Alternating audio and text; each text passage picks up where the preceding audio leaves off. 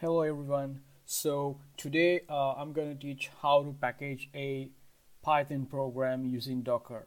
So in this program what I have done is I have used a simple Flask REST service. So let me show you what I have written. So I have coded a program in this main.py file. Let's take a look.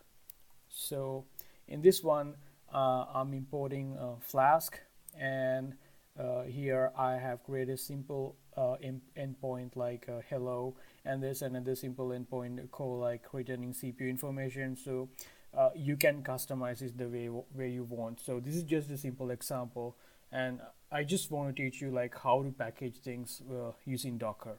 So this is the simple Python file. So I think you can type it down in the same time you are watching the video, and you can work along with me. So you just have to pause the video and maybe you can take a look at the file and type it down. Okay. Uh, so this is my folder structure. So you just need to create like 3 files in this one. The first one is the simple Python file that I showed you a few minutes ago, and I'm sorry, a few seconds ago. And the next file you need to create is the makefile. So let me show you the makefile. So in this right window you can see 2 files I have opened. So this file is the makefile. So the reason for creating the makefile is to make things much easier, so people don't need to run like type a long set of commands to get something done. So you just can create a simple makefile and you can put the commands that you need to execute. So for instance, by typing make space run, you can run the simple Python file. Like if I do this make run, so it's gonna run my file. So I'm not going to show what's going on, I'll show it later. So likewise you can use this makefile. So you just have to create a file with the name makefile, exactly the same name, and just put these entries. And I recommend to use Emacs, so it's very easy to add a new endpoints. For instance, let me say if I want to do something like test, and I do this and press enter and put a tab, so it takes me automatically to this point, so where I can type something like python test.py. So we don't have a test package here, so we only have these endpoints. So let's take a look at the other things in the Docker file. So I hope like you're familiar with Dockerizing things. So in this tutorial I assume like you have some background in Docker and Dockerizing certain stuff, like basic things. So first in this one we're just gonna download an image which contains the things that we required to run Python, and in this image Flask is already installed, so you don't have to worry about that. And in order to have networking capability we have to install this NetTools package. So in order to do that we use this run tag in Docker to do the apt-get update, and in this line we do the install the networking tools. So these 2 lines just install stuff and update the things in the current container. In the next line, so what we are going to do is like we are going to copy everything in the current directory. The current directory is shown by the dot sign, so it's going to copy all the files in the current directory, and make sure you only have the Docker file, main.py file, and the make file. That's the thing required here. I just created the other files to run this thing locally, but the objective is not to run these things locally. We need to run this inside a Docker container. So you just need to have a Docker file, a make file, and the main py file. So just copy everything inside the current folder to the app folder. Then in this line you have to say which is the working directory in this container. Because the working directory means like once the container is started, so it automatically goes to this folder path, so it's going to execute all the commands inside this file path. And in the next one we have to expose a port, because this is a REST API example, so we need to expose a port. So we're just saying the Docker to expose port 8080 so that it can link up with the current machine and show the output.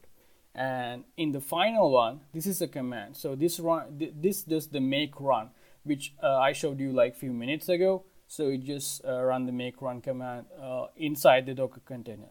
So these are the only lines in for the Docker file. So it only has like 8 lines. With the spaces, it's even less. And let's again take a look at the makefile. So in the makefile, as the second command, I have this thing called like Docker build. So when you type Docker build, what it's going to do is like build the Docker image. And I have created a variable called project name.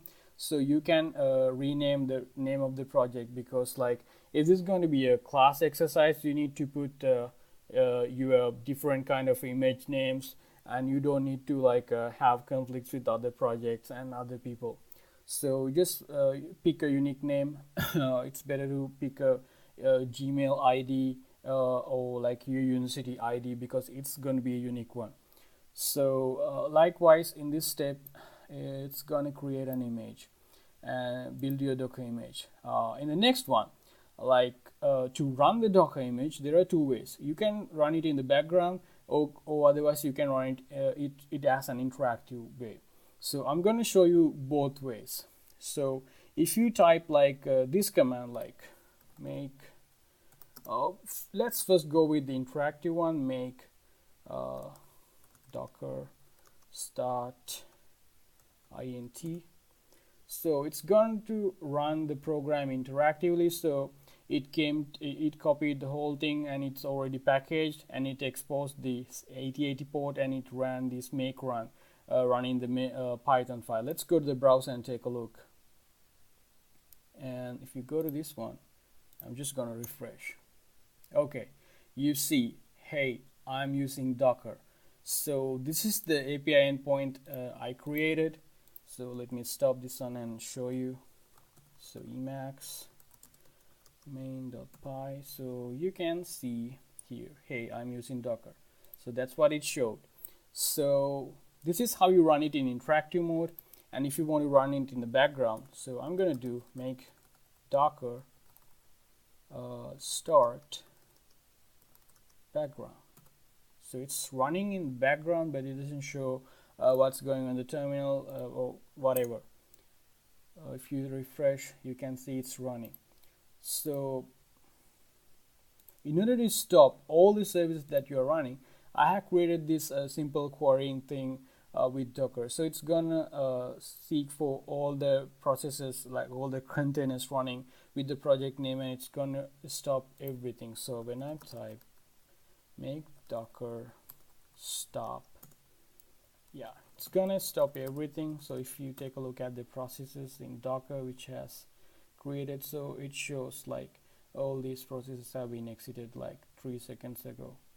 So it clears up all the running examples with this project ID. So that's why we created this in a dynamic way, so it can be useful. So I think from these commands you can see how to package your project and how to expose a particular port ID and run it in the background. Maybe you run it in the interactive mode. So -d means running it in the background, -id means running it in the interactive mode, and -p means you are just saying, I'm going to expose this port and try to link up with the port in the current machine. So it links up with the 8080 port in my machine. So that's it. I hope this clarifies how to package a simple Python project using Docker. Thank you.